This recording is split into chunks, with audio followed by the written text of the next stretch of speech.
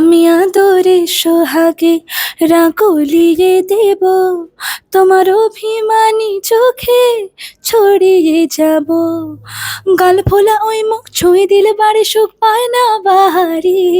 করো যতই নারী রাগ ভাঙাতে পারি, করো যতই আড়ি ভাব জমাতে পারি। আজকে উপোস, পুরোপুরি উপোস, শুধু ফল খেয়ে আছি আপাতত। কারণ এতটা জার্নি করে আমাকে এখানে আসতে হবে, আমার এরপরে আবার লাইভ শো আছে। চেষ্টা করবো আজকে সবকিছু ঠিকঠাক যাতে যায়। এবং আজকে শিবরাত্রি করেছি অনেক বছর পর, সেটার জন্য আমি খুব ভালো, মানে ভালো একটা মুডে কাটা পরি। না না, অন্য গানের প্রমোশন হবে না, আজকে তো গিরগিটি প্রমোশন হবে। আমি বারবার বলছি যে একটা বড় ফিল্মে প্রত্যেকটা নিজের গান থাকা মানে সেটা একটা সিঙ্গারের জন্য অনেক বড় একটা বিষয়।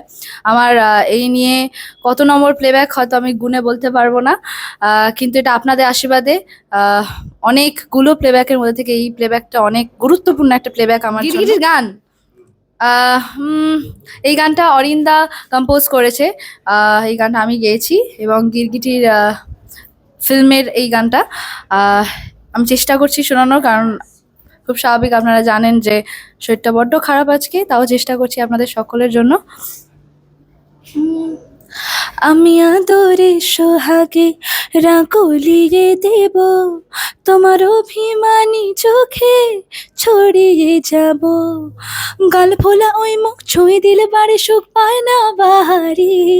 করো যতই নারী রাগ ভাঙাতে পারি, করো যতই আড়ি ভাব জমাতে পারি। Thank you. আজকে উপোস, পুরোপুরি উপোস, শুধু ফল খেয়ে আছি আপাতত। কারণ এতটা জার্নি করে আমাকে এখানে আসতে হবে, আমার এরপরে আবার লাইভ শো আছে। চেষ্টা করবো আজকে সবকিছু ঠিকঠাক যাতে যায়। এবং